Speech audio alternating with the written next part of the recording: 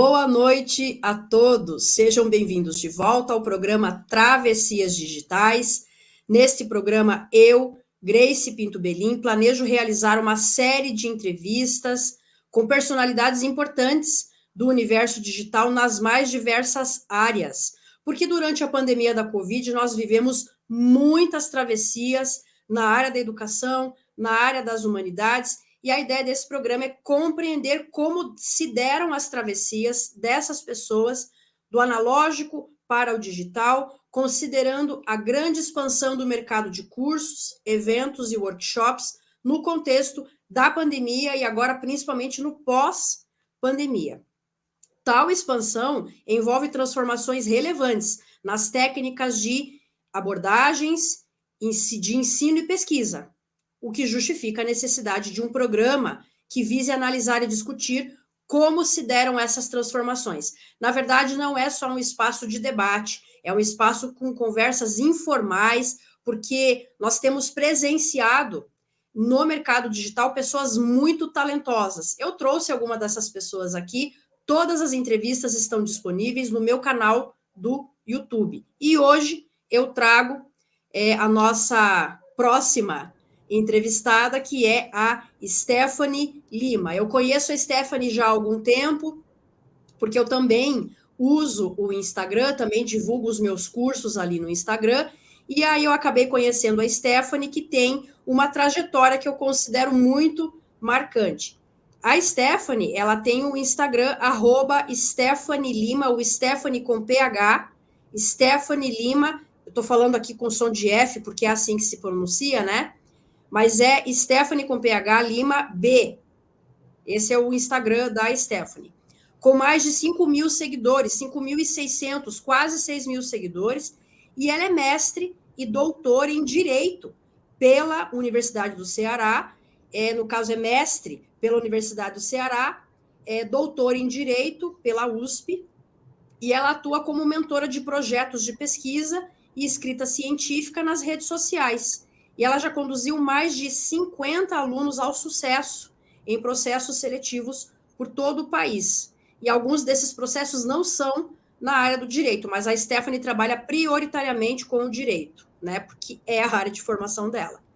Em sua página, a Stephanie aborda de uma maneira divertida e ao mesmo tempo muito séria, madura e consistente, as agruras dos mestrandos e doutorandos na sua caminhada, muitas vezes árdua, rumo ao sucesso acadêmico. Então, quem acompanha o story da Stephanie sabe que é um trabalho bem sério e ela vai ali colocando com pitadas de humor aspectos importantes da trajetória das pessoas na pós-graduação. Então, eu, por exemplo, né, eu atuo na pós-graduação como orientadora, acho importantíssimo que exista um espaço como esse, né, porque a caminhada do mestrado e do doutorado, ela tende a ser muito idealizada, ela tende a ser muito percebida com essa idealização, e não é uma caminhada fácil, porque envolve uma travessia. A travessia é existencial, não só intelectual, e nesse sentido que eu quis convidar a Stephanie para conversar, para entender um pouco mais como foi a travessia dela,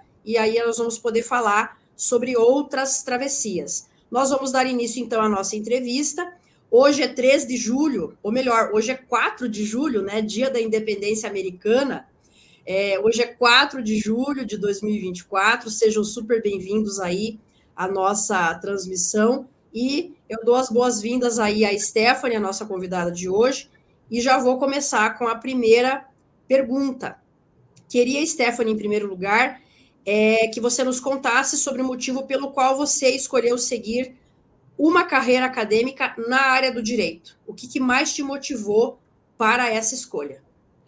Perfeito, obrigada, Grace. É um prazer estar aqui. Quando eu te vi no Instagram também, né, conversando no direct, eu sempre fico muito feliz quando eu encontro professores, mestres, doutores capacitados, trazendo esse conhecimento para dentro dessa plataforma, porque a gente encontra muitas pessoas que não têm, às vezes, formação, né, não tem base, mas consegue se comunicar bem, consegue construir uma audiência, mas não são professores de verdade. Então, quando eu encontro professores de verdade que ousam ir para um ambiente que pode ser um pouco desconfortável no início, que exige um certo treino, eu sempre fico muito feliz.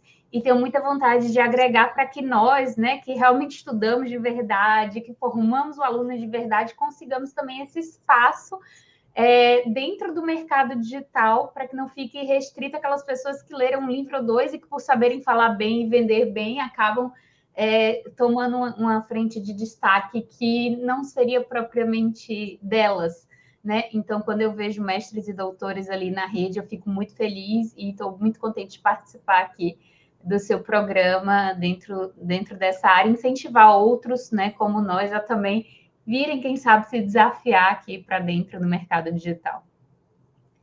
Então, para começar, né, por que eu quis seguir carreira acadêmica na área do direito? Eu sempre fui uma boa aluna, eu sempre fui uma aluna muito estudiosa, eu era uma aluna de destaque desde muito nova, ganhando muitas medalhas e premiações, e eu tirava notas bastante altas em várias disciplinas. Inclusive, eu era muito boa em física, em matemática, eu nunca tive nenhum tipo de dificuldade na escola. Isso me fez ficar com bastante dúvida sobre qual faculdade eu faria, porque eu tinha um potencial para passar em várias. E levei isso até para terapia na época, eu já fazia terapia para me ajudar a discernir, né, minha vocação.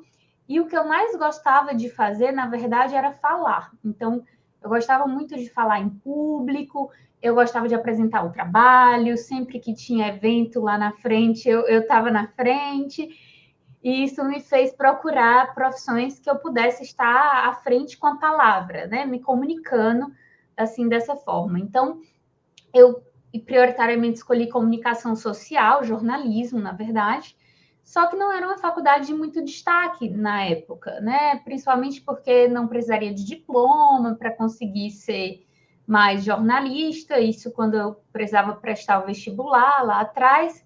Então, minha família ficou um pouco reticente, até porque eu morava no Ceará, eu sou cearense, e o jornalismo lá não tem essa frente de atuação tão forte quanto no Sul e no Sudeste.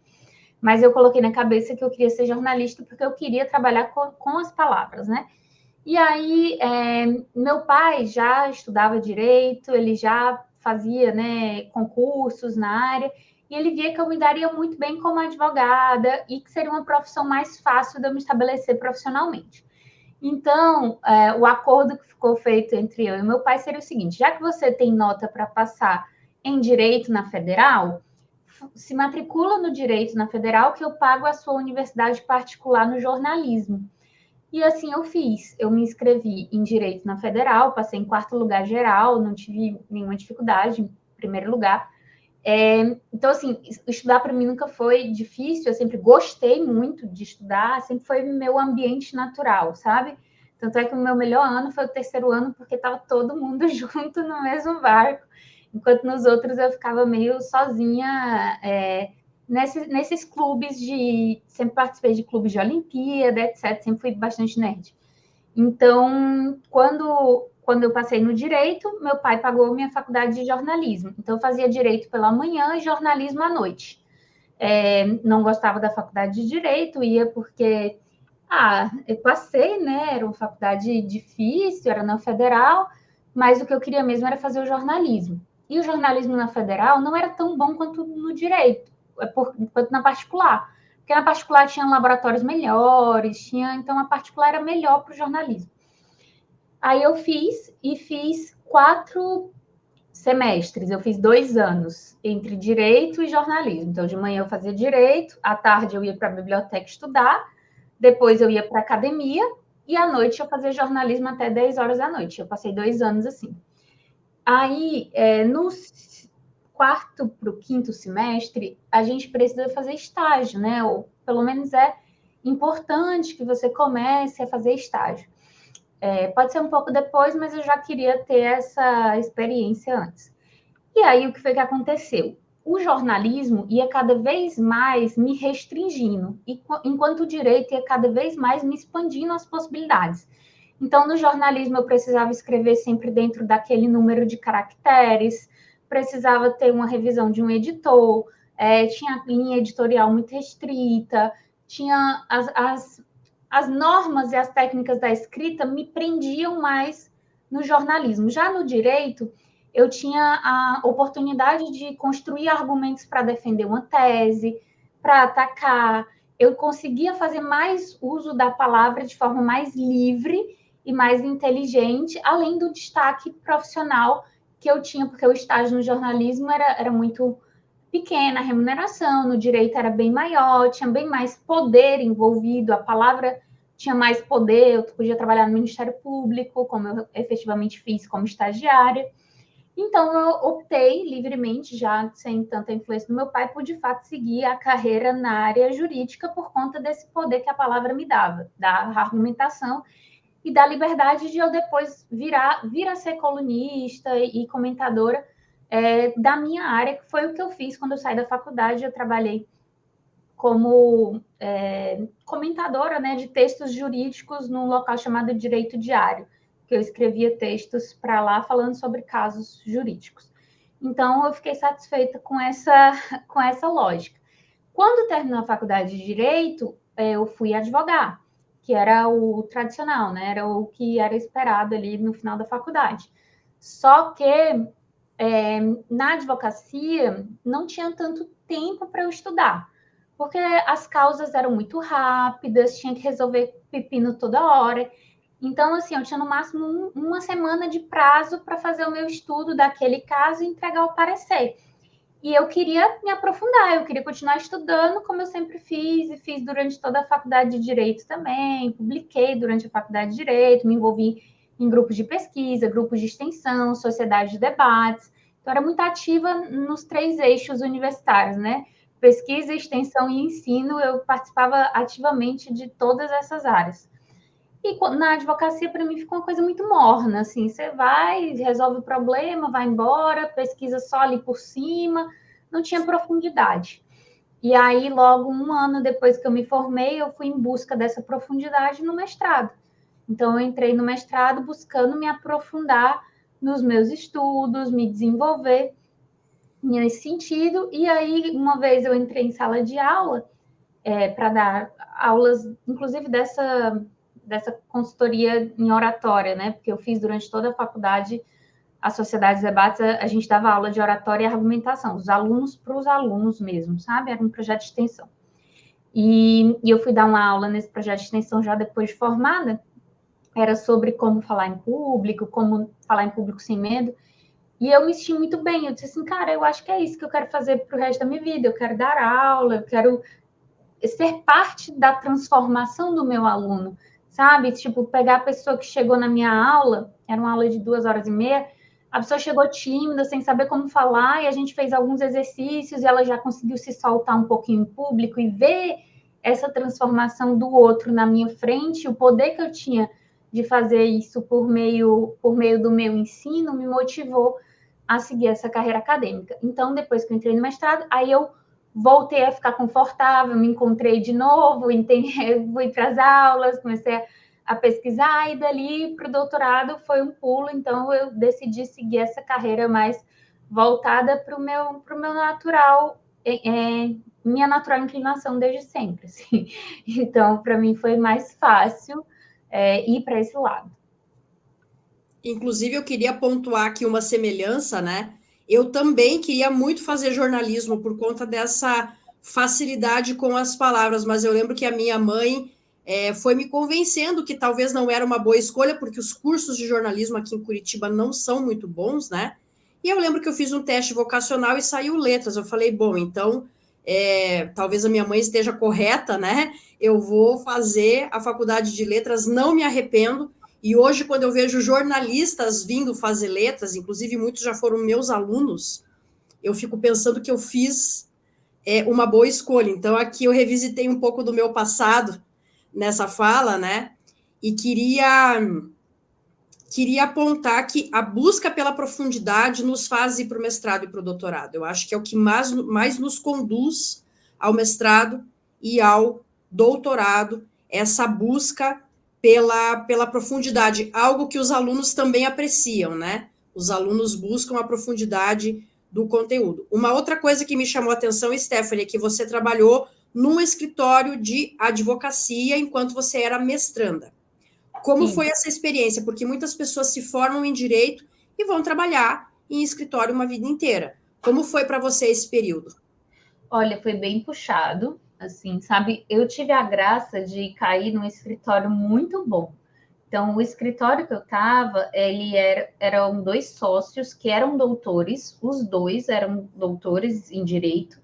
Então, eles entendiam muito sobre pesquisa e eles, inclusive, me abriram muito as portas, por exemplo, para ser professora substituta de um deles, em uma faculdade privada, e eu poder entrar nessa faculdade como mestranda.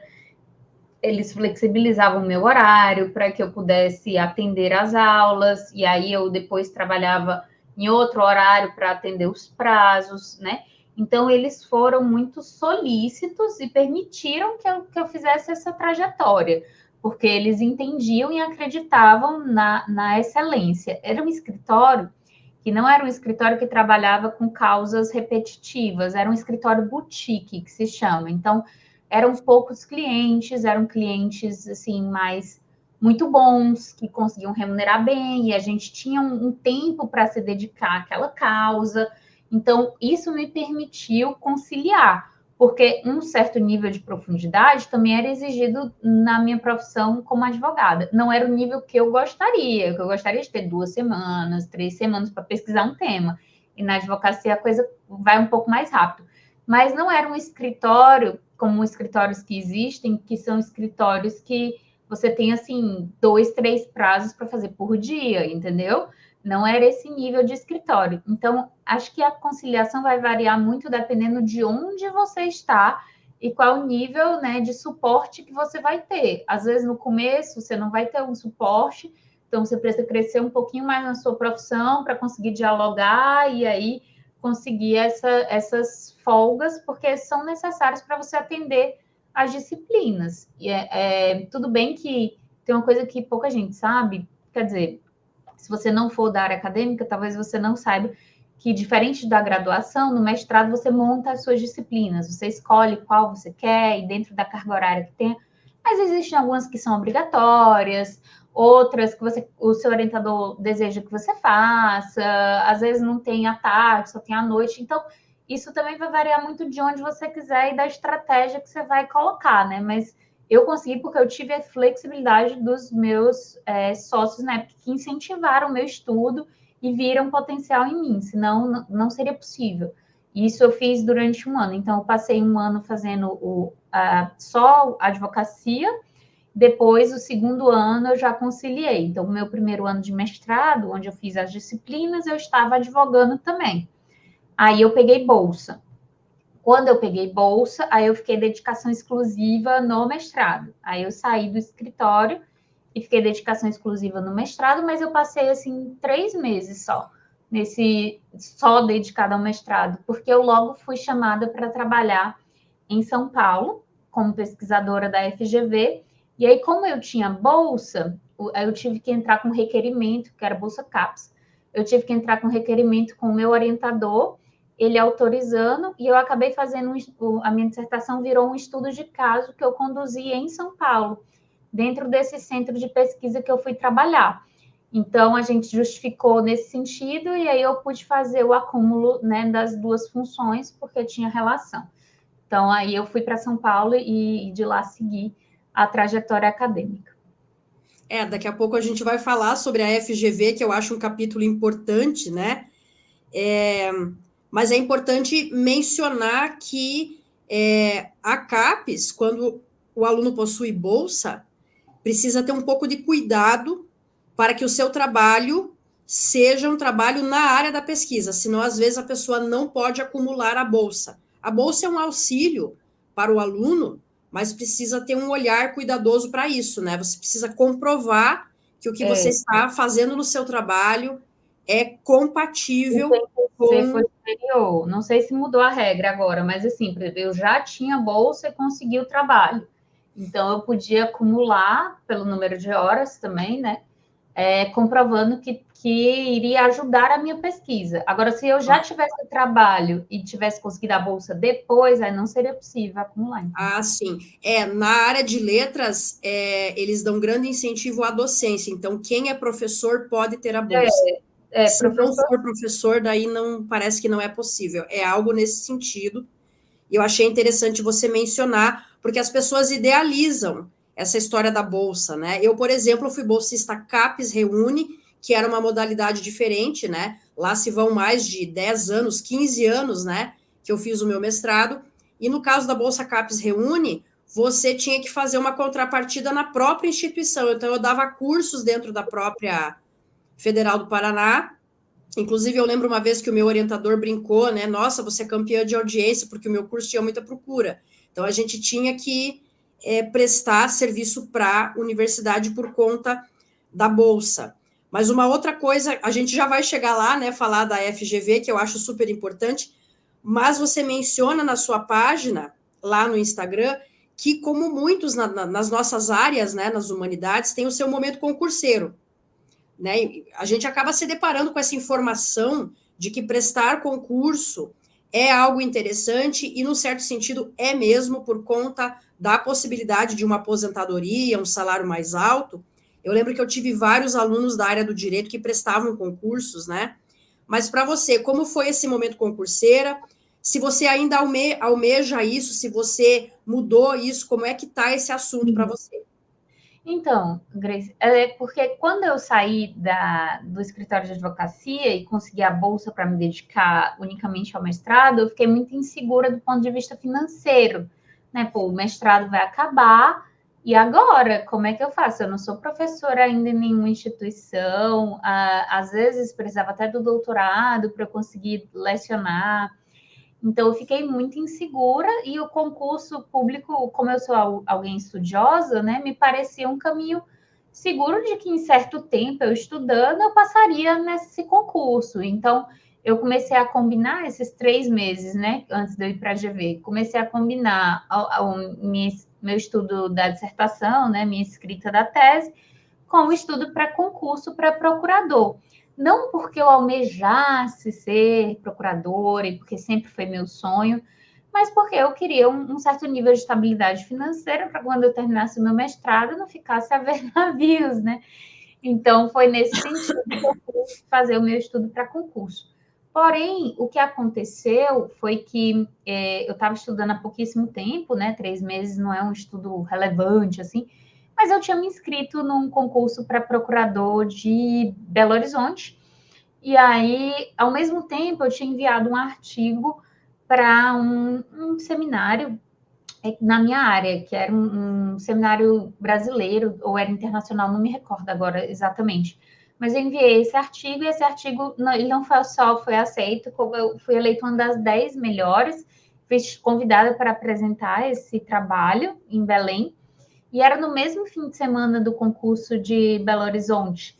E aí já estava todo pago o concurso de Belo Horizonte, eu já estava com passagem comprada, mas eu quis ir pro de Belém, né? Apresentar o meu trabalho lá entre os 10 melhores, e foi lá que eu conheci os professores da GV que me abriram a oportunidade para que posteriormente eu fizesse um processo seletivo para ser efetivada como pesquisadora no centro de pesquisa da FGV. Que na verdade aqui seria a nossa próxima pergunta, né? Eu ia perguntar para você nos contar sobre o dilema que você vivenciou quando teve que abrir mão desse concurso, né? Já estava com as passagens pagas. Você Já. teve que abrir mão porque você viu naquele evento uma oportunidade imperdível, né? E verdadeiramente era essa oportunidade.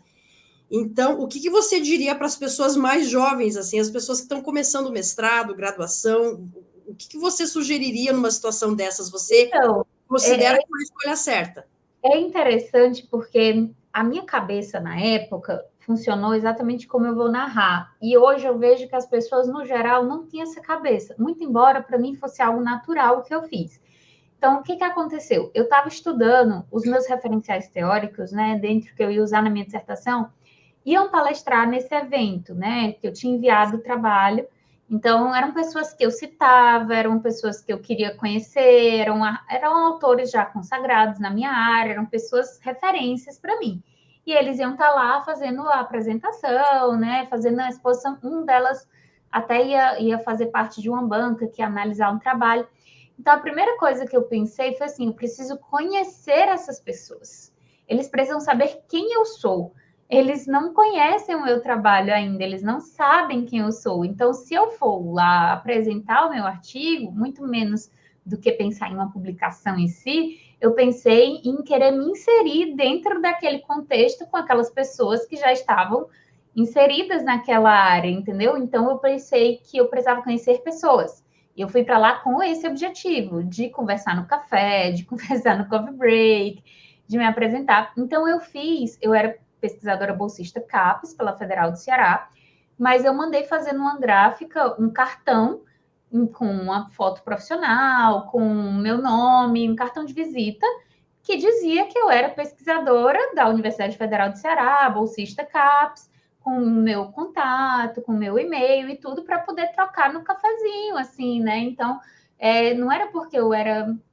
O pessoal se coloca muito nesse lugar de aluno, né? Eu sou só aluno do mestrado, eu não tenho... Não, tudo bem, eu não tinha lá a minha sala, né? Mas eu fui lá, mandei fazer o cartão, fui para o evento, me apresentei como uma profissional, fui preparada para apresentar minha pesquisa, conheci as pessoas que estavam no evento, o que é que elas estavam publicando, o que é que elas estavam se interessando, alguns aspectos mais pessoais também, e foquei em conhecer essas pessoas. Então, nos eventos à noite, por exemplo, eu não era convidada para os eventos dos professores, eles iam jantar no local X, mas eu sabia onde era e eu aparecia lá para jantar numa mesa separada, na minha, sabe? Mas eventualmente passava, dava um cumprimento, dizia quem eu era, conversava alguma coisa. E assim eu fui conhecendo as pessoas lá, entendeu? E aí eu fui ficando atenta para ouvir o que um falava, o que outro falava, onde é que tem edital aberto, e fui me relacionando. Então, eu acho que para você construir uma carreira, seja na pesquisa, seja em qualquer lugar, você tem que conhecer gente. Não basta só você ser uma boa profissional. Todas as profissões são feitas de relações humanas. Então, você precisa estar bem relacionado e cultivar esse networking sincero para conseguir realmente se destacar em alguma área. E eu queria fazer um comentário muito sério nesse sentido, né? Eu também percebi, eu lembro que eu estava no doutorado, eu percebi que não bastaria realmente ser muito competente, ter um bom artigo, ter uma boa tese, uma boa dissertação, ser uma boa profissional. Realmente o networking e um networking hidratado, né, uma rede hidratada, é muito importante.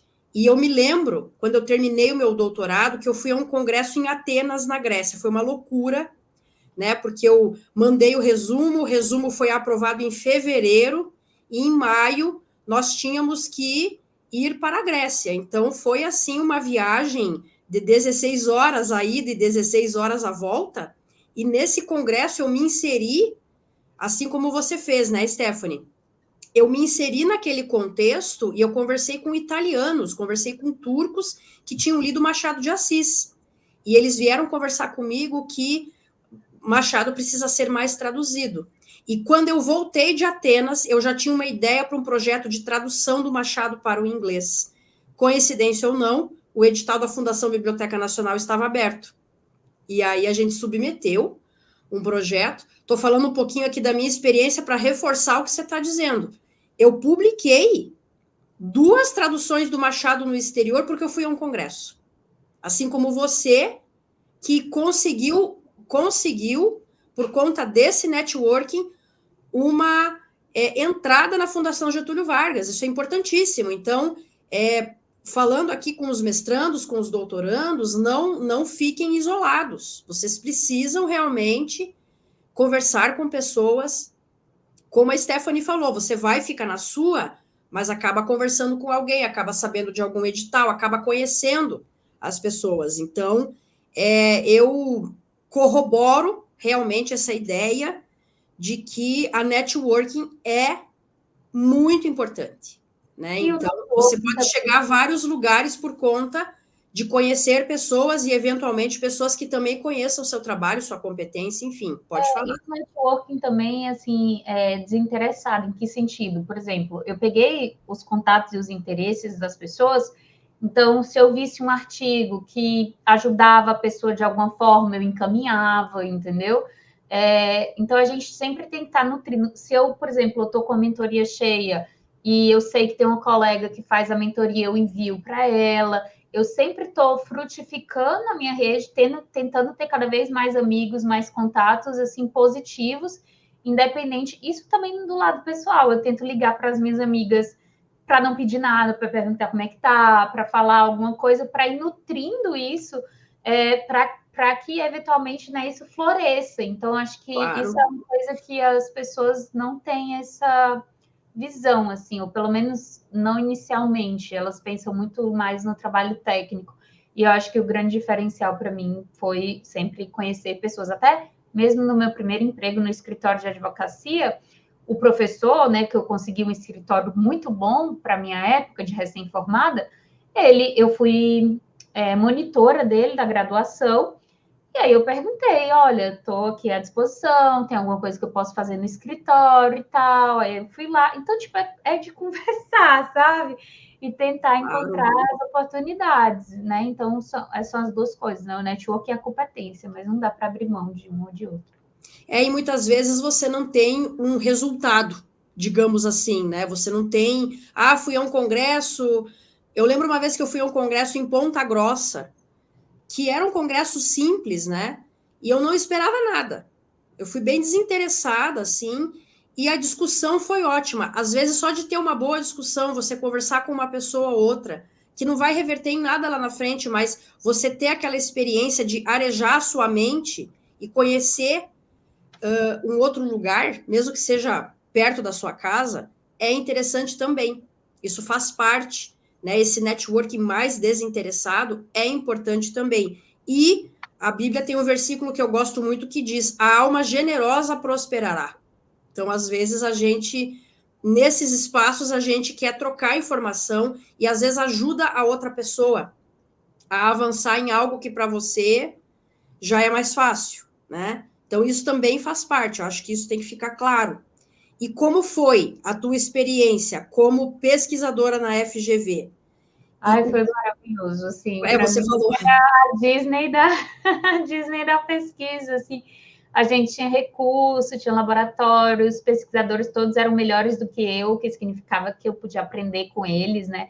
Porque uma coisa que eu ficava mais assim em Fortaleza é que eu tinha amigos muito bons e tudo, mas o ambiente era mais fácil para mim do que de São Paulo. Em São Paulo foi mais difícil para mim, porque era um nível mais alto, eram pessoas já mais especialistas, era um nível maior. E eu adorei isso, porque quando você é a pessoa que menos sabe numa sala, você é a que tem mais capacidade de aprender, né? Então, eu absorvi muito aquele ambiente, aquele meio. Então, alguém que já estava acostumada a ficar nos primeiros lugares desde sempre, entrar em contato com um lugar onde você não era destaque, porque tinham pessoas muito, muito boas ao seu lado, ao mesmo tempo que choca, dá uma ideia de tipo, tá, então agora vamos correr atrás, né? Vamos aprender como é que faz isso aqui direito. E aí eu sorvi muito de cada um que estava ali, de metodologia, de pesquisa, de ensino, eu não parava, eu não queria dormir, porque eu estava tão empolgada com tudo aquilo, que a minha coordenadora, na época, até falou, mulher, vai para casa, fica de boa, vai embora. E aí eu estava super, né, workaholic, mas no sentido positivo de empolgada, de querer absorver todas aquelas oportunidades, e de aprender o máximo possível, porque eu sabia que ia ser uma experiência breve. O meu contrato só duraria 6 meses, inicialmente, foi esse o combinado, e eu peguei uma mala, e em uma semana eu mudei, assim, sabe? Assim, foi bem louco, mas eu queria viver aquilo. Só que acabou que meu contrato foi renovado várias vezes, eu acabei subindo de nível lá dentro, já estava até bem consolidada.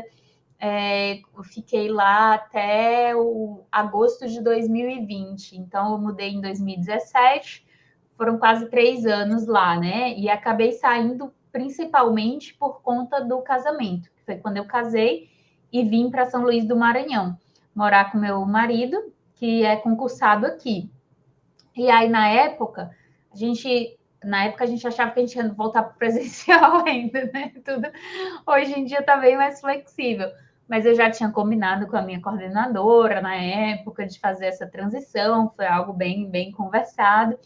E aí, assim que eu mudei para o Maranhão, no mês seguinte, eu já estava sendo professora universitária de uma graduação aqui, numa universidade privada aqui no Maranhão. Então, eu fiz essa transição, assim, foi rápida para mim nesse sentido. E o digital, ele passou por isso, assim, né? Eu comecei a produzir conteúdo porque eu me sentia muito sozinha na pandemia, e aí eu compartilhava isso sem nenhuma pretensão de ter uma empresa, consultoria, nem nada nesse sentido. E foi acontecendo naturalmente, assim, como eu acho que a gente vai conversar, mas foi nesse sentido, assim. Então, a GV foi muito frutífera, eu estava em todas, tudo que eu podia, de criação de cursos, eventos, tudo estava em tudo, envolvida lá, né? Metodologia, até coisa demais até. Mas na época eu era jovem, solteira, então eu estava querendo viver tudo aquilo ali. Vivi 30 anos em 3 ali. Eu queria até destacar isso, né? Quando nós, obviamente, quando somos mais jovens, né, nós temos muito mais energia para fazer esse monte de travessia aí que você tá relatando, né? Eu me lembro quando eu entrei na Uniandrade, que eu fui encarregada de organizar o seminário internacional do programa. Foram 4 palestrantes de 4 partes do mundo diferentes, e eu tinha uma energia imensa para fazer tudo aquilo e trabalhar com verba da CAPES. Você falou dos financiamentos, né? Lembro que consegui financiamento da CAPES, e aí tinha uma prestação de conta super complexa, e eu ia lá e eu não tinha tempo ruim. Depois isso vai mudando, né? A gente não vai tendo assim tanta energia, mas são muitas as travessias. A gente já vai falar sobre o mercado digital, mas eu queria, inclusive eu tive de certa maneira, o privilégio, né? Não assisti tudo, mas eu assisti um pouco da tua defesa de tese de doutorado na USP, e era uma sessão super longa, né? Acabei não ficando até o final, mas assisti um pouco. E queria que você falasse um pouco para nós sobre o tema da pesquisa, como você conduziu, se você já trabalhou, porque pelo que eu entendi, você trabalhou com essa questão já da educação no digital. Como foi, né? O que te motivou a trabalhar com esse tema? O centro de pesquisa e ensino que eu estava atuando em São Paulo, né, ele atrelava direito, tecnologia e educação. Então, o centro, né, ele existe nesse sentido. E lá a gente trabalhava muito com métodos inovadores de ensino, no ensino da sala de aula, e também com disciplinas inovadoras e também com pesquisas em direito e tecnologia. Então, eu atuei mais de perto com 2 pesquisas específicas. A primeira foi sobre o uso de inteligência artificial em escritórios de advocacia, em que eu fiz entrevista com vários atores lá de São Paulo, com startups, com advogados, assim, a gente pegou uma quantidade imensa de entrevista e foi aprender a usar o Atlas TI, fazer toda aquela análise. Então, era uma pesquisa com vários pesquisadores para trabalhar assim em grupo, uma pesquisa com financiamento bom, sabe? Aquela que dá vontade de fazer. E no segundo ano eu fui alocada no projeto de direitos humanos digitais. Então a gente criou 16 cursos, não só eu, obviamente, a equipe inteira, com investimento do NIC, que foi do Núcleo da Internet brasileira, para formar professores em educação digital. Então a gente dava cursos e formações para docentes para que eles levassem educação digital para os seus alunos. Então, a gente fez isso através de cursos online. A gente criou os cursos online do zero, a gente fez toda a estruturação, planejamento, foi um trabalho de 1 ano, tinham 5 pessoas trabalhando no chão, fora os coordenadores de todo esse processo. E esses cursos foram lançados, assim, a quantidade de alunos que a gente teve são cursos gratuitos, qualquer pessoa pode fazer, se colocar Direitos Humanos Digitais FGV no Google. E a gente atingiu uma quantidade imensa de educadores, assim, com taxas de conclusões muito altas. E eu não sei se a Grace travou para todo mundo. Para mim, Não, agora voltou ao normal, deu uma travadinha, mas já voltou. tá, não sei o que foi que você escutou, vou vou repetir que foram... Não, pode continuar.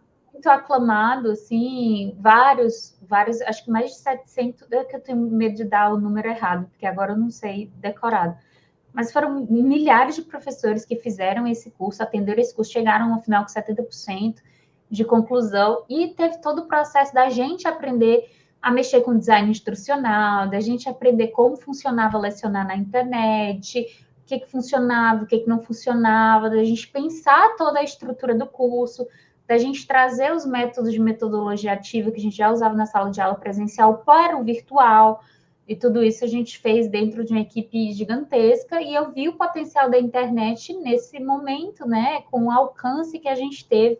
Óbvio que era FGV, teve o apoio do Núcleo da Internet Brasileira, tem outro, era um curso gratuito, mas a gente via que realmente os professores eles estavam recebendo essa formação no online. E aí, em paralelo a isso, eu já tinha, né, já tinha começado a pandemia quando eu comecei, de fato, a produzir conteúdo para o Instagram. Mas não foi para vender um curso, para produzir um curso, nada nesse sentido. Foi muito mais para compartilhar minha rotina, meu dia a dia, porque eu vivia num ambiente onde eu tinha muito com quem compartilhar, né? Eu chegava no laboratório, tinha muitos colegas no laboratório, tinha um pessoal do doutorado que eu ia, fazia aula presencial, tinha muita troca, e de uma hora para outra eu fiquei trancada dentro de casa, né? Só com meu esposo. Então eu fazia algumas reuniões com esses professores, com esses pesquisadores, assim como eu estou falando contigo agora. E eram sempre muito interessantes. Eu pensava, por que eu não transmito isso para que mais pessoas possam ter acesso, né? Faço essa reunião que eu estou fazendo aqui, esse bate-papo aberto. Então, aí eu comecei a fazer no Instagram esse bate-papo aberto. Comecei a...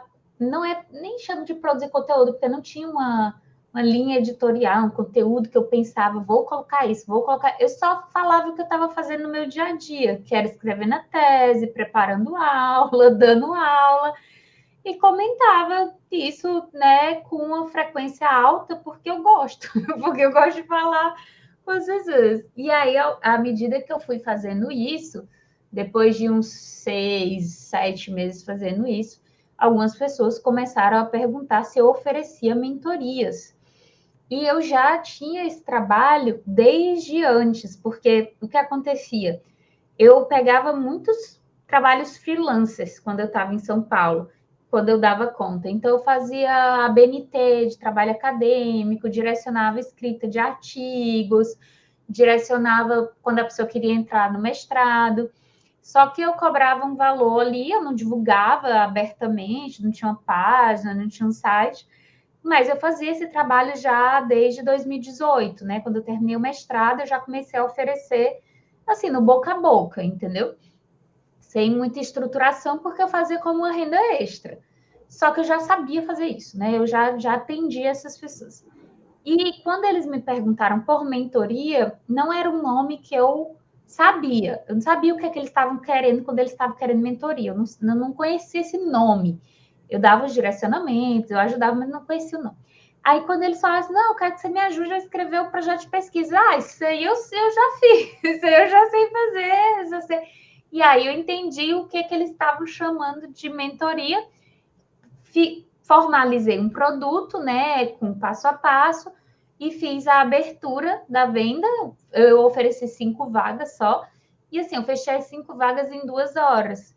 E eu não fiz nenhum processo de lançamento, eu não fiz nenhum curso para aprender a fazer isso, eu não fiz nenhuma formação específica, não fiz nada. O que eu fiz foi simplesmente fazer uma live aberta de análise de um edital, que era o edital do mestrado da Federal do Ceará, que eu tinha terminado, né, o direito lá. Avisei nas redes sociais com uma certa antecedência e no final eu abri a possibilidade de você fazer o acompanhamento do projeto comigo. Abri 5 vagas, cobrei o valor que eu já estava acostumada a cobrar no off, né? Sem assim, que hoje eu vejo que é um valor bem desproporcional, mas na época era o que eu estava acostumada a fazer. E em 2 horas eu fechei 5 vagas e foi o valor do meu salário do mês. Então eu fiquei assim, eita, eu acho que existe um negócio aqui, né? Então, a partir do momento que eu ganhei esse primeiro dinheiro, foi que eu fui começar a me capacitar para entender como fazer isso de uma forma mais profissional. Mas, assim, eu fechei essas mentorias, ofereci, né, do jeito que eu já fazia antes, e depois foi que eu fui entender que o meu Instagram poderia virar uma vitrine para um negócio, e aí eu fui, de fato, fazer uma capacitação nessa área. E aí o doutorado veio, você já estava no doutorado? Você já estava no doutorado? Já estava no doutorado, já estava perto de qualificar. Estava no meinho ali, né? Teria a qualificação no final do ano, a minha qualificação foi em novembro, e eu acho que eu abri esse produto em outubro, por aí. E aí o doutorado sendo desenvolvido também sobre esse tema, né? Como foi? Qual é o tema do doutorado final? Não, Totalmente, né? Da não tem problema algum. Grávida. Não tem problema algum porque está relacionado. O tema do doutorado tem a ver então com esse processo. Sim, não, então, desculpa. No doutorado, eu queria escolher um tema que fosse fácil para eu desenvolver estando no centro da FGV, né? Porque eu não sabia de todas as mudanças que iam ter. Então, eu fui pesquisar um problema de pesquisa que pudesse me dar subsídio para o meu futuro profissional. Eu pensei assim, qual é o problema que está tendo com o uso de tecnologias na educação? Né? E como é que o direito está se posicionando frente a isso? Então, eu fui em feiras, eu fui conversar com as pessoas, eu fui entender qual que era a questão principal acerca do uso de tecnologia na educação, e a minha orientadora era da área de direito à educação.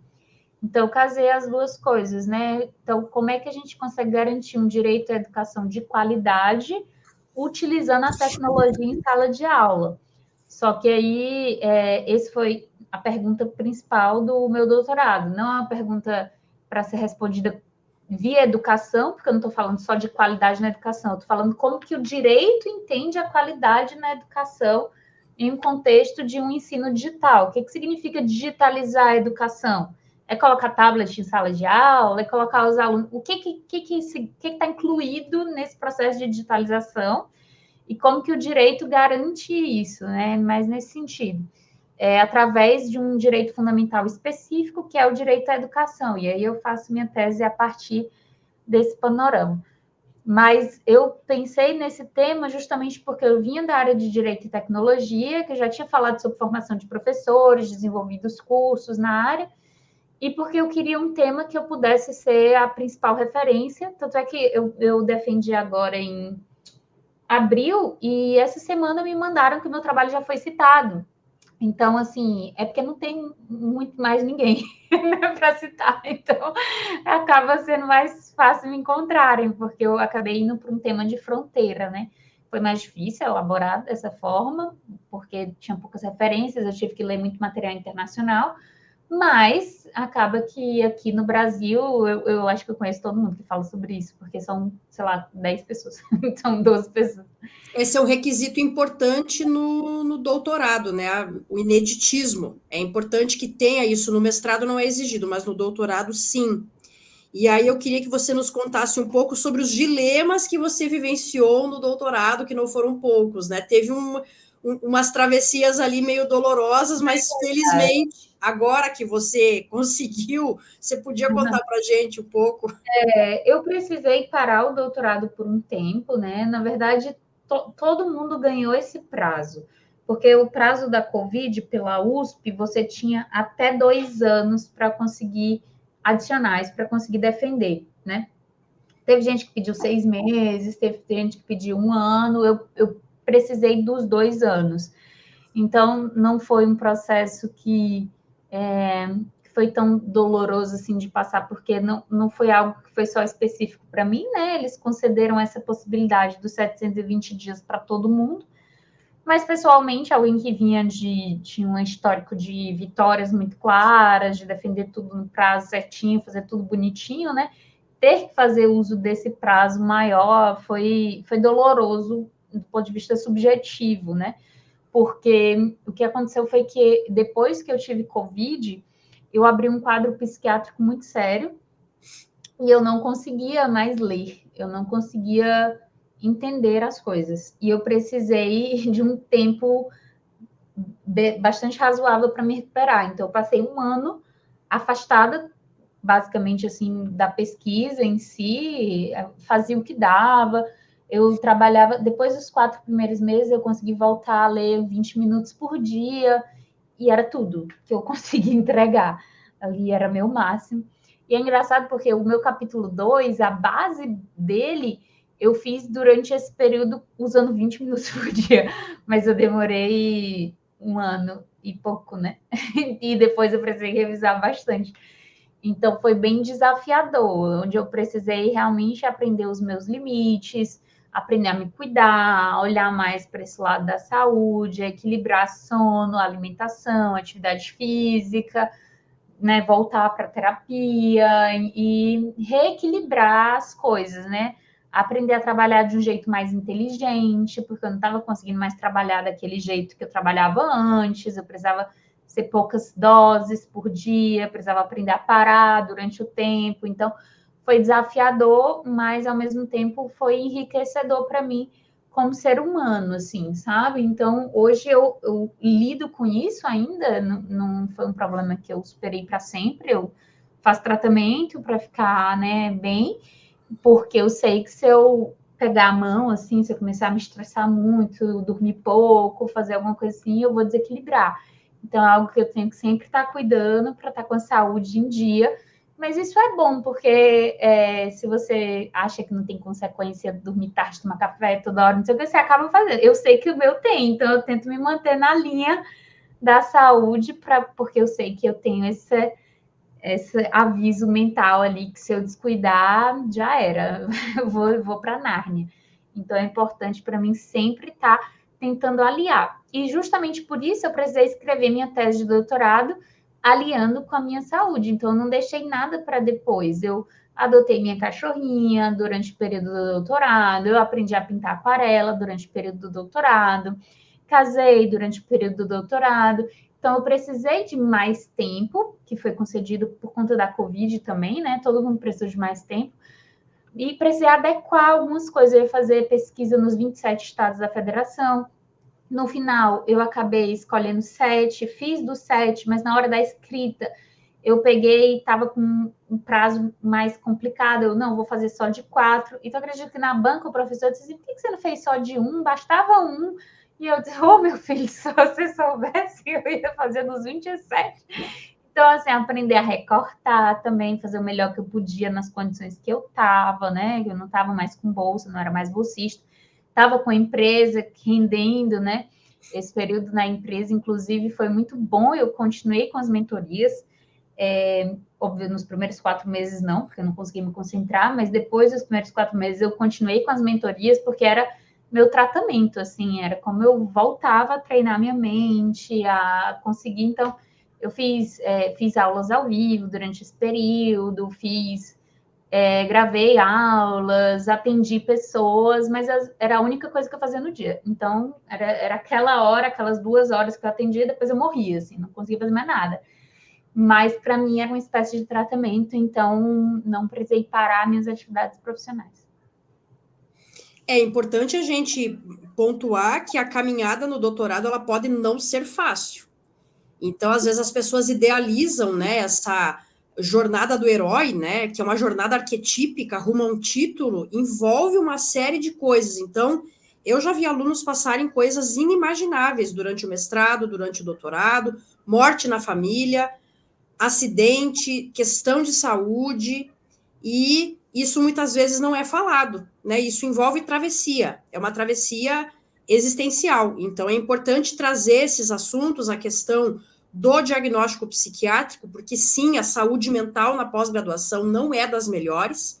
No teu caso envolveu aí a Covid, mas a gente tem altos níveis de burnout, isso não é comentado, né? A gente tem pesquisadores aí sofrendo em silêncio por conta do burnout e da depressão, né? Eu imagino que sim, mas no meu caso, assim, não acho que eu entro na estatística disso por conta do mestrado, do doutorado. Eu sempre tive muito apoio da minha orientadora, assim, minha orientadora eu já escolhi ela quando eu fui para o doutorado, pensando que eu queria alguém que fosse muito parceira, então já foi pensado nesse sentido, eu até levo isso para o pessoal que quer mentoria comigo, para a gente pensar o que você quer depois, para poder escolher um orientador, uma orientadora que case bem, né, com isso, com as pretensões. Então, eu já pretendia ter família, já pretendia ter filho, então fui para alguém que abraçasse essa linha, né, da mulher na pesquisa. Então, a minha orientadora foi maravilhosa, eu não tive problema nesse sentido. O que pesou mais para mim foi o isolamento, a mudança de cidade, foi dar aulas com face shield, assim, sabe? Eu não consegui sair do carro, porque eu estava muito, tipo, uma crise de pânico. Então, assim, para mim, óbvio,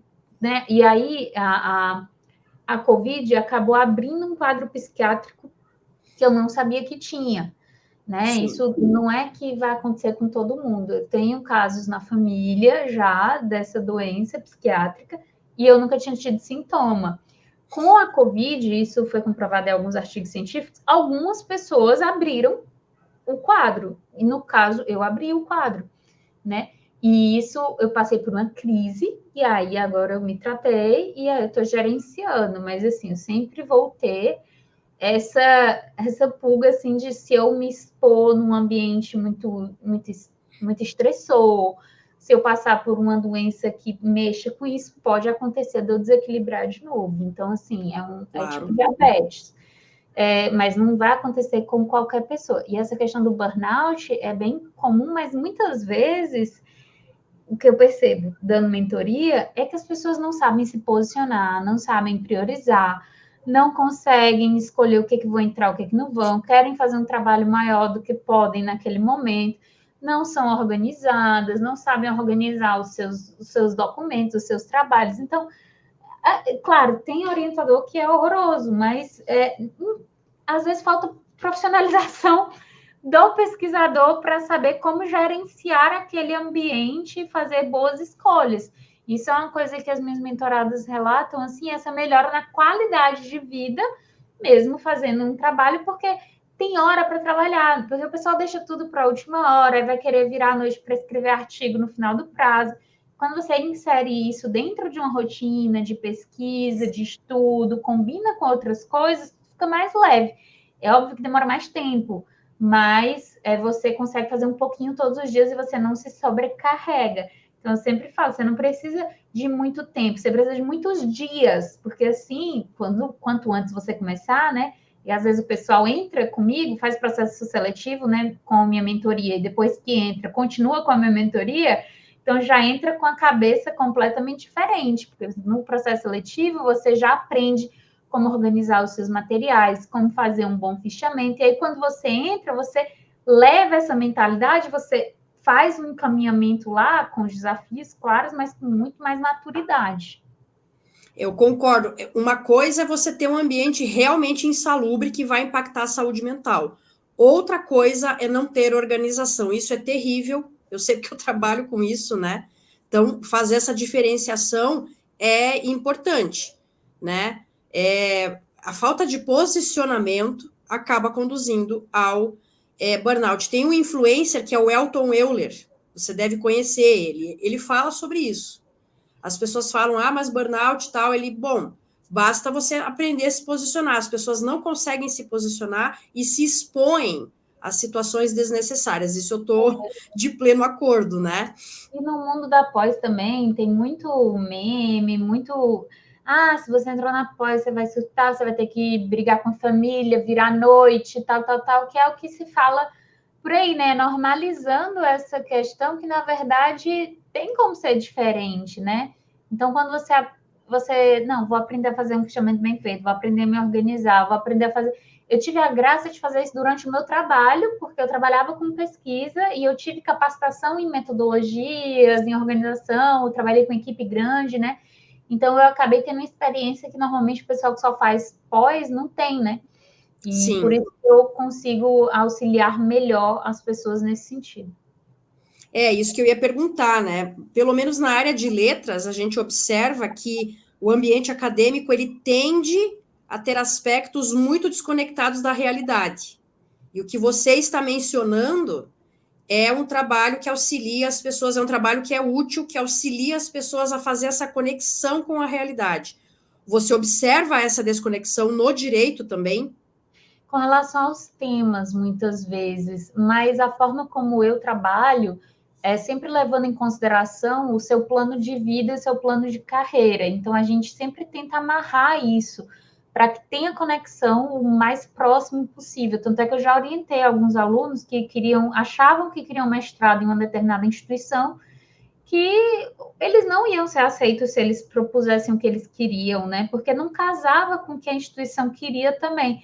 Então, era melhor para ele tentar em outra instituição ou tentar ali um meio termo do que simplesmente entrar ali e conseguir o título. O que ele ia fazer com o título só depois, entendeu? Então, a gente tem que olhar os aspectos da vida no geral. O que você quer, o que você dá conta de fazer, o que o orientador consegue te dar conta de orientar. E aí, com isso, a gente vai costurando para que o teu projeto de pesquisa possa te auxiliar não só a ter um título, mas a ter uma carreira profissional, assim, né, que vá para além da mera titulação. Então, existe essa desconexão no geral, às vezes é muito comum o pessoal chegar assim, eu tenho um tema, quero entrar em tal lugar, o que eu faço? Assim, calma, vamos voltar, eu prefiro que chegue sem tema, para a gente pensar junto do que já chegar com o negócio pronto, assim, que às vezes é totalmente desconexo, assim, né? Mas se a gente for articulando, e mesmo quando a gente não consegue, porque tem vezes que a gente não consegue, o orientador dá o tema e você vai ter que desenvolver aquilo ali. A gente consegue desenvolver aspectos comportamentais dentro do mestrado e do doutorado que você pode levar para qualquer área. Capacidade de concentração na leitura, a capacidade de expressão escrita, a disciplina para você estar todo dia fazendo aquele trabalho. Óbvio que esse é um tema que você gosta, né? É mais fácil. Mas tudo isso você consegue desenvolver ao longo da pós e levar para a sua realidade, independente de onde você for aplicar. Então, a gente trabalha muito esses aspectos comportamentais também. Eu tenho até na mentoria um clube de contos, né? Que agora eu estou colocando até análise de filme, que é só para a gente falar de aspectos comportamentais para serem desenvolvidos. Então, a gente trabalhou com o tema de competitividade acadêmica, inveja, trabalhando com perfeccionismo, então, eu uso essas obras literárias também, não como análise da literatura em si, mas como eu experienciei essa leitura, com base na minha experiência, o que a gente pode também levar para quando a gente está olhando o dia a dia da pós, e aí tem uma roda de diálogo bem interessante também. Mas é mais um adicional, além da parte técnica, que também é super necessária.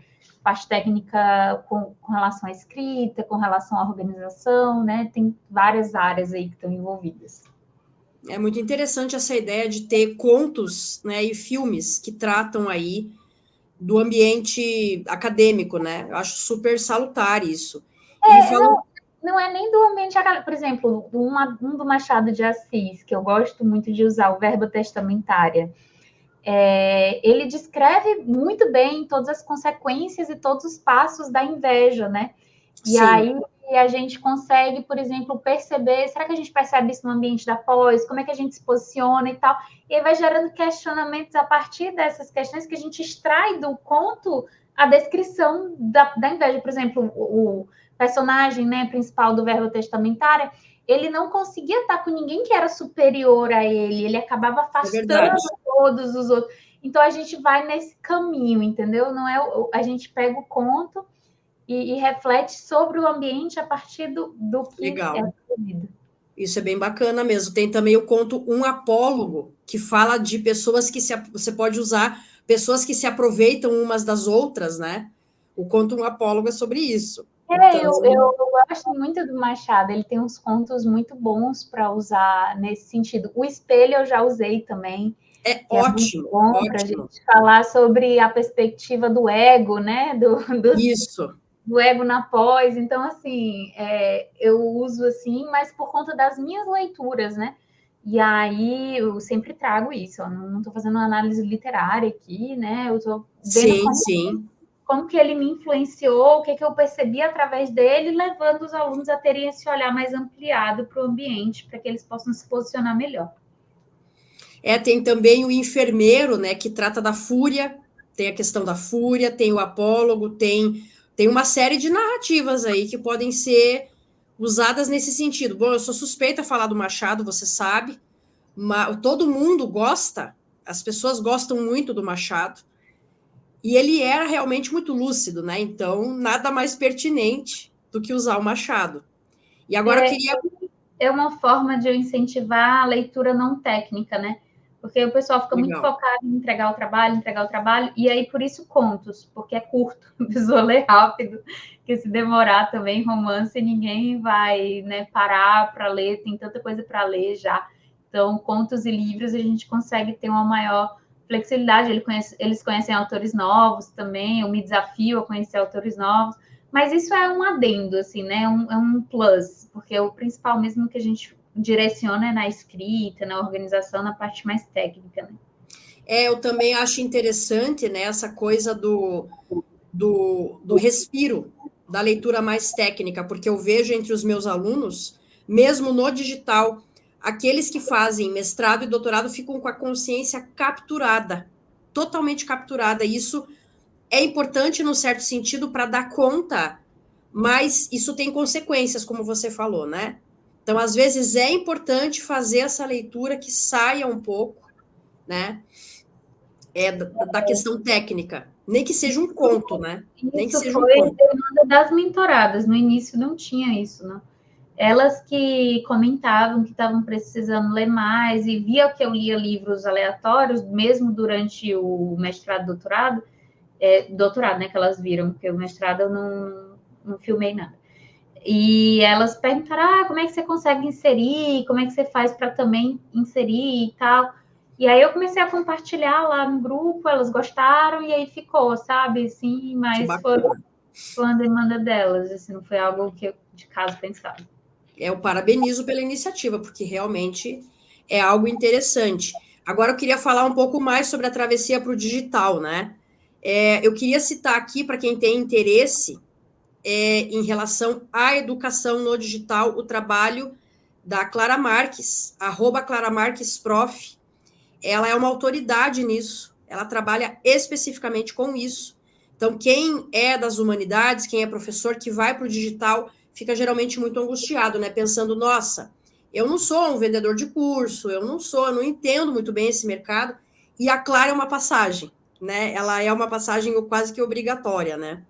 E você teve aí a tua passagem por ela também, como mentorada. Como é que foi para você sair da área acadêmica? Claro, você já tinha experiência com outras coisas, você não ficou fixada na pós-graduação, você trabalhou na FGV, você foi, né, trabalhou em escritório, mas como foi essa passagem, né?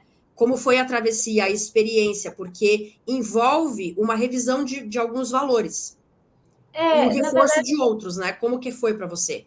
como eu te falei, para mim foi bem natural, porque eu fui compartilhando o meu dia a dia, fiz a minha live, abri, vendi, né, sem muito esforço, mas assim, a gente estava falando de um contexto de 2020, que qualquer pessoa vendia qualquer coisa, porque era tudo novidade, né, lá atrás. Então, fiquei empolgada, vi que era um mercado.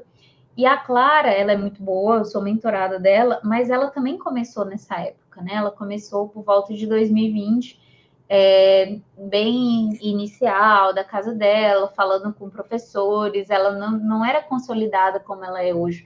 Então, inicialmente, eu não fui aluna dela, né? Porque ela estava vendendo, nessa época, se eu não me engano, 2020, ela estava vendendo curso de como fazer bons slides. Depois, Sim. em 2021, foi que ela começou a Rota da Autonomia para ensinar como mexer no Instagram, e eu já sabia como mexer no Instagram. Então, não foi alguém que inicialmente eu olhei, tá? Eu, na verdade, não tinha muito para quem olhar naquela época, porque todo mundo só falava de um tal de lançamento, não sabia o que era lançamento direito, parecia uma coisa muito de marqueteiro.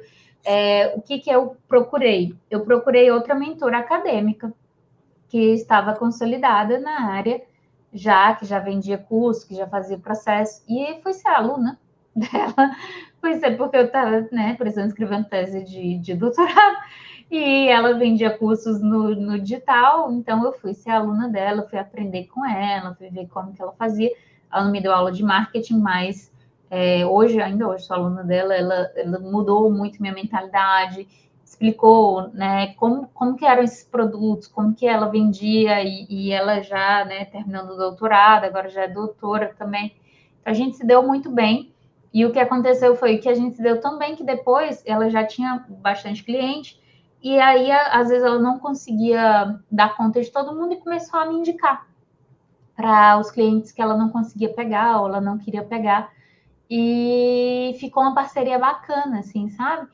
Então, foi interessante. E eu contratei a consultoria de uma doutora, ela nem atua mais em redes sociais hoje, mas ela era especializada em negócios, não em negócios digitais, mas em negócios, só negócio. E aí ela me ajudou a montar um plano de negócio, que nem a gente tem projeto de pesquisa, ela me ajudou a montar um plano de negócio, a entender realmente, né, qual que era o objetivo do negócio, a entender o financeiro, a estruturar uma esteira de produtos, tudo isso a gente fez juntas, já com o dinheiro que eu tinha ganho da primeiras mentorias que eu vendi, né? Porque isso é um ponto importante.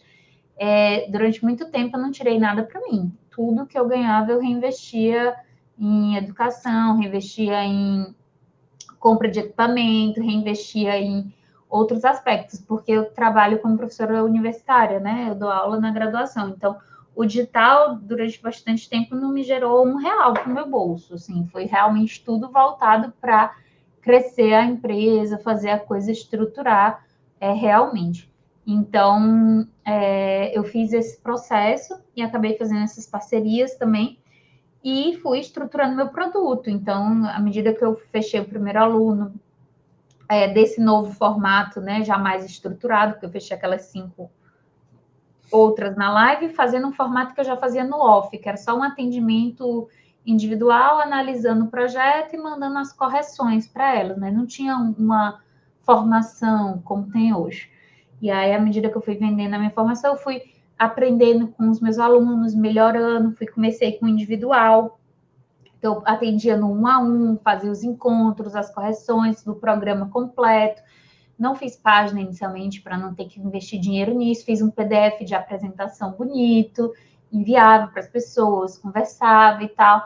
E aí, depois de 1 ano atendendo no individual, já estava com a agenda lotada, graças a Deus, foi que eu fui dar um passo a mais e fazer uma formação em grupo.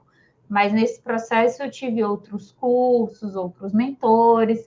E aí, quando eu fui para a Clara cresceu muito rápido no nicho dela, assim, fez parcerias muito boas, especializações muito boas, ela tem um tino muito bom e ela foi para uma área muito bacana, mas eu já conheci ela lá atrás, e aí quando ela apresentou a Caixa Roxa, que era a mentoria dela mais avançada na época, hoje não é mais, eu já me inscrevi, né, e eu já tinha um negócio, assim, mais consolidadinho, assim, né? Já tinha tanto os meus produtos individuais quanto o meu programa em grupo, meu primeiro programa em grupo, e aí já entrei lá com um certo know-how do mercado digital para ir estruturar melhor, e aí nesse último ano a gente estruturou outro produto, teve uma mentora que veio trabalhar comigo, a empresa começou a me pagar para o Labore esse ano, porque eu estava estruturando caixa, estruturando tudo para ela começar a me pagar para o Labore esse ano. Então, e aí eu consegui contratar outra pessoa, estruturar, mas ela ainda está longe de chegar onde eu quero que ela chegue, né? Com mais pessoas, com mais recursos. Então, eu entendo que é um projeto a longo prazo, que é uma empresa que precisa se consolidar e que isso precisa ser feito de forma sustentável ao longo do tempo. Acho que tem muita gente que vem para o digital com a ideia de que vai fazer um curso, vai vender e pronto, não vai ter trabalho. Eu tenho trabalho todo dia, né? Financeiramente, ela é interessante para mim, senão eu não estaria aqui, mas é uma coisa que eu estou fazendo estruturada para crescer de forma segura e principalmente sem abrir mão dos meus valores, porque se eu quisesse fazer um curso de termine um TCC em 7 dias, eu já teria vendido bem mais e ganho bem mais dinheiro, mas fere um pouco aquilo que eu acredito que eu tento passar, que é essa excelência, que é esse trabalho, né? Que realmente faça sentido para a sua vida, coordenado com a questão da sua vida saudável. Então, tudo isso acaba me limitando, né? Eu não sou tão grande quanto eu poderia ser tendo começado em 2020, mas eu sinto que a coisa está crescendo de uma forma estável, sustentável aos pouquinhos e que eu estou indo para algum lugar mais seguro. Na verdade, de novo, a idealização, né?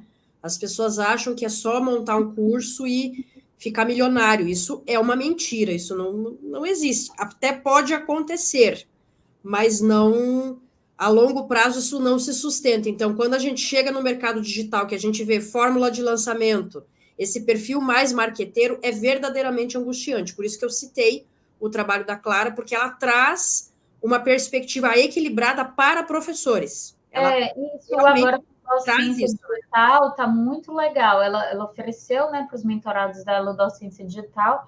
Eu participei da gravação ao vivo e realmente é um passo a passo que eu não tive na minha época, assim, sabe? Eu tive que fazer, como eu te falei, uma moça de negócio, vendo o que estava acontecendo, testando, abrindo a foice. Só tinha uma outra no mercado, tinha duas, na verdade, mas no mercado do direito só tinha uma outra que eu conhecia, a outra que tinha era o mercado mais geral de escrita científica. Hoje já tem várias, né? Sim. Várias mentoras, mas na minha época não tinha, assim. Então, hoje ela fez esse trabalho de estruturar, de dar esse passo a passo, de dizer como é faz aqui, faz ali. Então, hoje isso existe, mas na minha época não, não tinha, não. Muita coisa hoje já não é mais novidade. Você precisa se esforçar. Eu não digo se esforçar, assim, no sentido do esforço mesmo, mas você precisa ponderar o que você vai oferecer. Porque já não, as novidades já não são tantas, né? Ou melhor, É, as novidades são muitas, já tem muito material no digital, você precisa trazer realmente uma perspectiva inovadora. E o diferencial dela é esse, né? É docência no digital para quem já é professor, para quem não quer ficar com essa minhoca na cabeça do tipo, eu vou virar vendedor de curso. Não é essa a ideia, né? Isso é uma percepção que precisa ser desmontada, né? E eu ia perguntar, Stephanie, quais são os principais desafios que as suas mentoradas e os seus mentorados enfrentam? Se você pudesse citar nossa, são três, vários. Assim, dois, né? eu tenho dois produtos hoje principais. Eu tenho mais, mas assim, os principais são esses dois. Os outros eles rodam esporadicamente, que é a Operação Projeto Pronto. Então, na Operação Projeto Pronto é para quem quer ingressar no mestrado, no doutorado, é voltado para o desenvolvimento do projeto de pesquisa. Então, tem um passo a passo estruturado, a gente vai mapeamento, afunilamento, execução e revisão. Todo esse passo a passo ele está gravado e aí a gente tem encontros de direcionamento para olhar para o seu projeto, para o seu caso, em pequenos grupos, para conseguir te direcionar. Então, ele tem essa estrutura que você tem um começo, meio e fim. Tanto é que é em 12 semanas que você consegue fazer isso, porque eu já validei isso várias vezes, né? Tem aluno que demora mais, tem aluno que demora menos. Teve uma agora que fez em 8 semanas. Mas eu sei que em 12, ele fazendo bonitinho, passo a passo, ele consegue ter um projeto estruturado, né? Então, eu consigo dar esse direcionamento. Para esse público, né, desse curso da Operação Projeto Pronto, a gente tem algumas dificuldades específicas. Então, eles nunca tiveram contato com escrita acadêmica, se sentem muito inseguros se vão conseguir passar ou não, né? Não sabe a quem recorrer, eles precisam realmente de algo bem estruturado, porque eles não sabem como começar. E os cursos que normalmente existem só ensinam a fazer o projeto, então eles só ensinam aqui coloca o objetivo, aqui coloca a pergunta de pesquisa, aqui coloca a hipótese, mas não fala como organizar um fichamento, como gerenciar isso dentro do seu dia, como fazer uma escolha de orientador, né? Que seja correlacionado com a sua vida. Então, a gente passa por todos esses âmbitos. Então, esse público ele tem principalmente essa dificuldade de falta de confiança, né? De que é capaz de passar em um processo seletivo, escrever um projeto de pesquisa bom, ele sente esse travamento inicial. Já o pessoal da mentoria DSP, que é o Desenvolva Sua Pesquisa, normalmente eles já estão no mestrado e no doutorado, e eles querem sair, né? Eles querem terminar. Então, eles já têm outras dificuldades, assim, mais relativas a inserir a escrita e a rotina no seu dia a dia, de forma sustentável, a lidar com questões de orientador, a conseguir gerenciar a quantidade de artigos e publicações ao longo das disciplinas, né? São alunos mais avançados porque eles já têm esse primeiro contato. E os doutorandos têm muita assim, insegurança de será que eu tenho uma tese mesmo, né? E como é que eu faço isso? Então, é muito interessante. E tanto os mestrandos quanto os doutorandos, eles ficam juntos, mas a gente tem direcionamentos específicos para cada área, mas é bom porque há troca e há o desenvolvimento ali, né? Que eles conseguem fazer um networking também. Então, que são os 2 produtos de mentoria que eu tenho específico, e aí eu tenho outros produtos que são só cursos gravados, mas atualmente eu não estou nem vendendo nenhum, porque eu gosto desse acompanhamento que eu estou olhando mais para esses 2, assim, no momento. Então, são esses 2 níveis e essas 2 dificuldades e preocupações que meus alunos têm. De novo, a questão não é vender os cursos, né? A questão é conduzir pessoas num processo que seja, que corresponda também à realidade. Porque de nada adianta você montar um curso maravilhoso e não servir para grande coisa. Eu sei que essa é uma discussão difícil, mas a gente tem que pensar, né? Mas assim, a Operação Projeto Pronto, ela é bem completa com a parte gravada. E aí eu tinha um pocket dela, que era o plano para aprovação, que era bem direcionado assim para que você criasse um plano para ingressar no mestrado. E eu vendi o curso e entrei em contato com cada um dos alunos que comprou, depois de algum tempo, perguntando se viram, se não viram, se deu certo, se não deu certo, o que está travando, o que não estava. E tinha ferramenta de implementação no Notion também, para eles irem acompanhando. E o que eu percebi foi que a maioria deles não dava encaminhamento, não dava sequência aos próprios cursos, porque apareciam outras coisas na vida. E na Operação Projeto Pronto, eu falo assim, ó, não me manda toda segunda-feira a atualização no WhatsApp. Mesmo que seja só para... Porque tem uma pessoa esperando, tem uma pessoa lá, entendeu? É tipo você pagar o personal, que você vai para academia porque a pessoa está lá, entendeu? Então, tem esse efeito didático pedagógico, você está na Operação Projeto Pronto, com outras pessoas seguindo, com o professor lá para tirar tua dúvida, entendeu? Ao vivo, te direcionar, do que tu comprar um curso e tipo, quando der eu vejo que não tem ninguém te cobrando, entendeu? Então, essa diferença que eu vi, que o conteúdo é até semelhante, mas um tem acompanhamento e o outro não. E o que eles mais precisam hoje para conseguir se sentir seguros na escrita e confiantes é de alguém acompanhando. Então, óbvio que precisa da parte técnica também, por isso que tem as aulas, mas o diferencial é eu não deixar esse aluno desistir do projeto que ele tem para a vida dele. Então, esse é o maior diferencial, assim, eu vou atrás mesmo de cada um, tipo a galinha cuidando dos pintinhos, o que aconteceu, por que está ali e tal, e hoje eu tenho uma mentora comigo que também faz esse trabalho excelentemente. E como foi para você aprender a manejar o Instagram? Porque nós que somos, né, das humanidades, às vezes temos resistência. Então, tem coisas do Instagram que eu estou aprendendo só agora, a maioria fui aprendendo de maneira intuitiva, mas como é que foi para você? Foi tranquilo? Você já tinha essa facilidade? Esse Instagram desse jeito, não. Eu nunca fiz um curso específico de Instagram, não acho que eu uso todas as funções.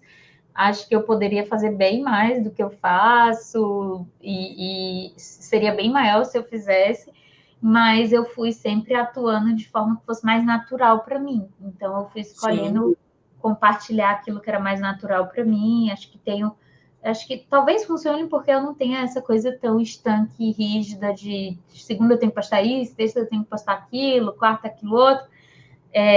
Talvez seja até errado, né, do ponto de vista de negócios, mas eu faço como eu consigo fazer, então eu tento trabalhar dentro de uma fluidez e do que é confortável para mim. Então, foi fácil nesse sentido, porque eu usei os recursos que eu já sabia, né? Então, eu sei escrever bem, eu uso a escrita, eu tenho uma facilidade de falar, então eu fazia vídeo falando.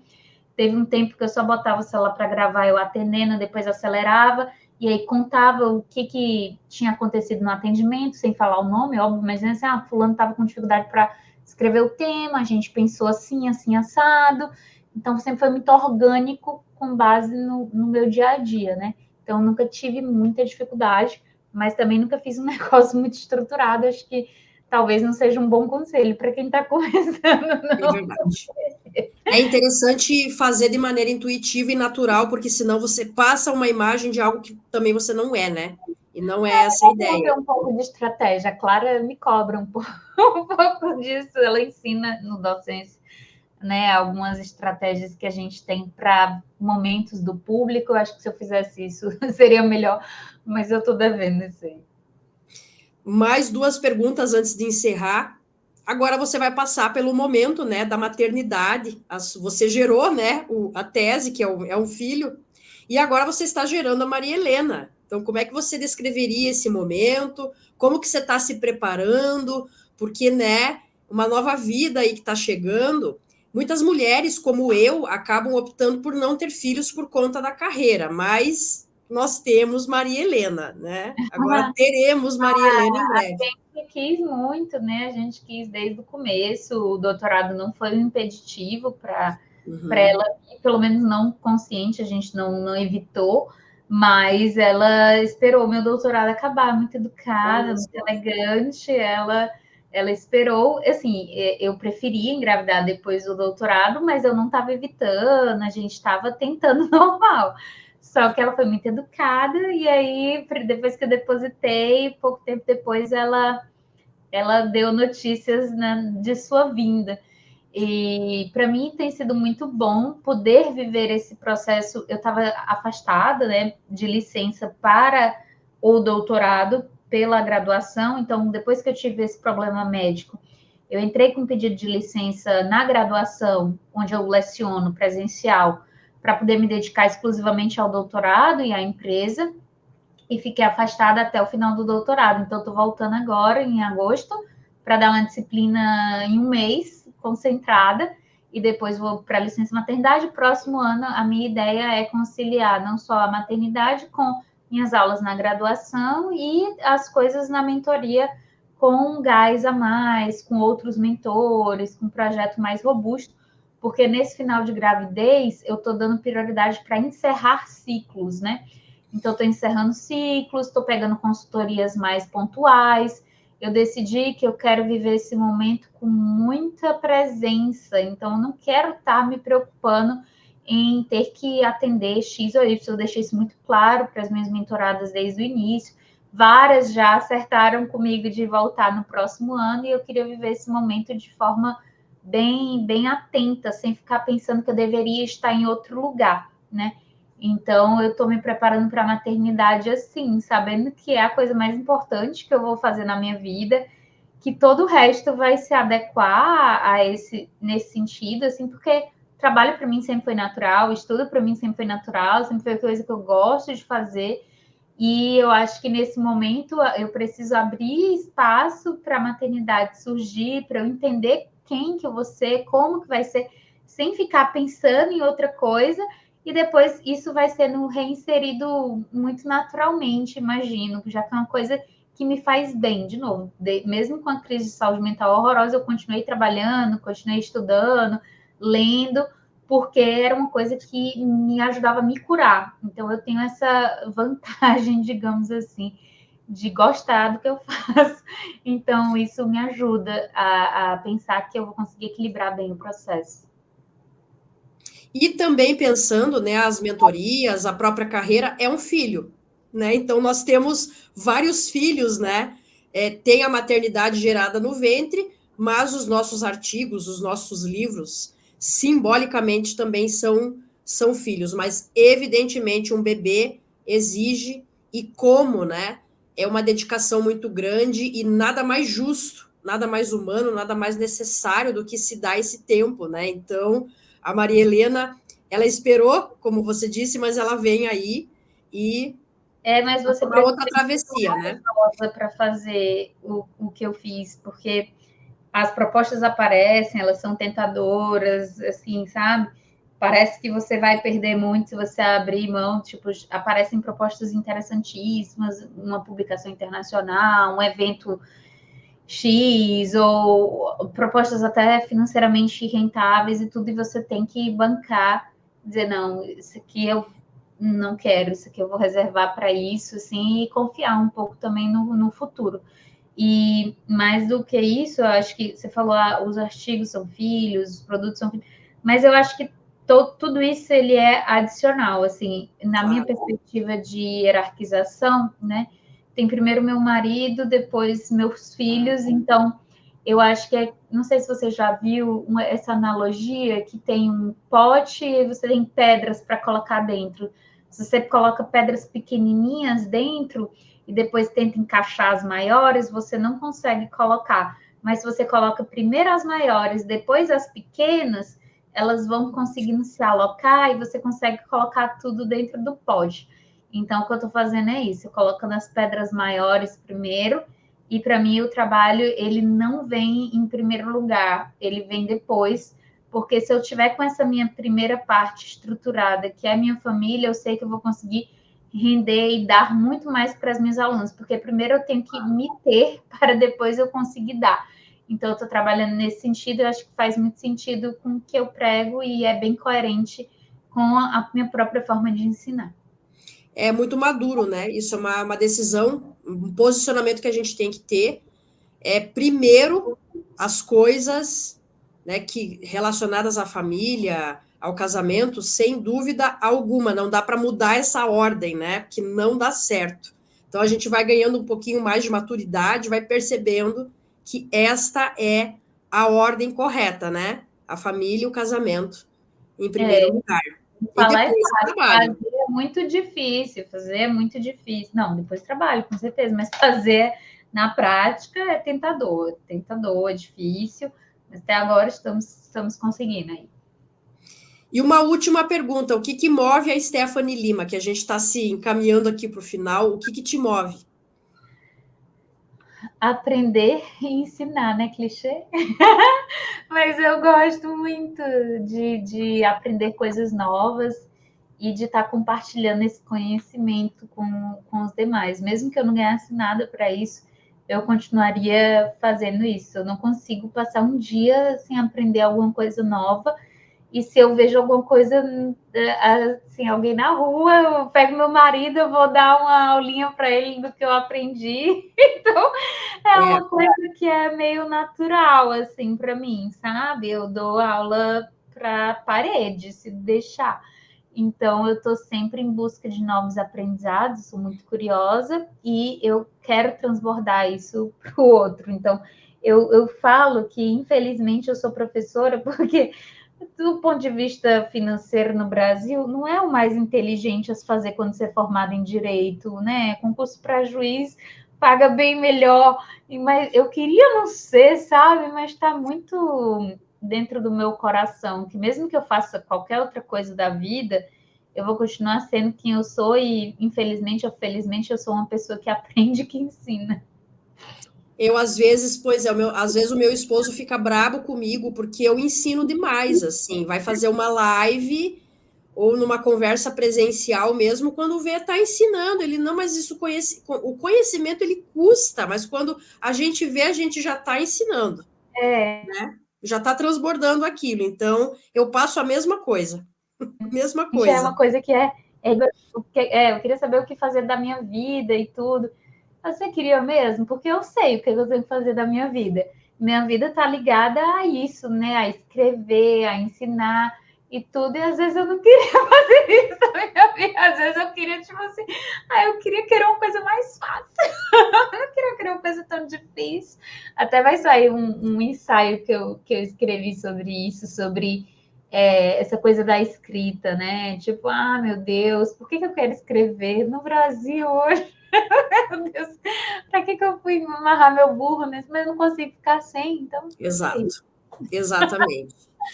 Então, eu queria agradecer imensamente pela conversa, parabenizar a Stephanie por por tantas travessias, né? Congratular a Stephanie pela coragem, desejar desde já as boas-vindas a Maria Helena, que foi tão elegante, né, Stephanie, que esperou aí. Ela é elegantíssima, ela não me deu trabalho nenhum. Porque ela veio assim no começo da virada do ano, tanto é que, por exemplo, a gente está no mês 7, eu estou no 7º mês. Eu me lembro.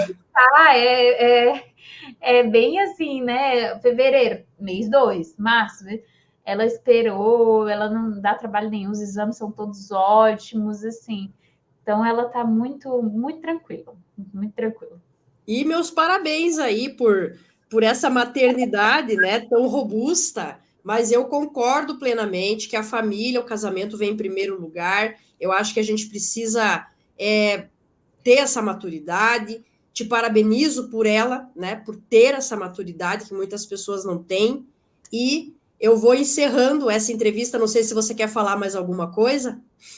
É que essa maturidade eu estou adquirindo, né? É uma coisa que às vezes as pessoas esperam amadurecer naturalmente. Acho que a gente tem que ter um pouco de esforço também para escolher o caminho difícil. Então, a minha religião me ajuda nesse sentido também, Claro. né, a fazer essas escolhas, mas eu diria que é algo que, se você quer buscar algo nesse sentido, seja seu desenvolvimento pessoal, seja seu mestrado, seja, enfim, alguma outra coisa, você busque fazer por onde, porque tem muita gente que fica esperando, não são os meus alunos, porque os meus alunos buscaram fazer por onde, mas tem muita gente que fica dependendo do orientador, dependendo da vida acontecer, disso acontecer, e não vai atrás, né? Eu acho que minha história mostra que tudo que aconteceu foi porque eu também abri as oportunidades, busquei, fui atrás de ver como é que fazia, e se lance, né? Se lance. Quando eu vendi meu primeiro curso, eu não fiz curso nenhum, eu não sabia método, não sabia técnica, eu fiz com o que eu tinha em casa, entendeu? Então, acho que quando eu fui lá para o evento também, eu fui com o que eu tinha. Acho que falta muito das pessoas acreditarem mais e se lançarem. Então, eu agradeço imensamente. Essa entrevista vai ficar gravada. Para quem quiser assistir de novo, obrigada, Stephanie, pela tua presença, né? Pela tua simpatia e pela tua coragem, principalmente parabéns por essa maturidade toda, né? Que a gente vai, obviamente, adquirindo, né? Com o passar do tempo de maneira consciente, né? E aproveito aqui para me despedir da nossa audiência. Hoje eu vou ficando por aqui. Eu espero que vocês tenham gostado e até a próxima.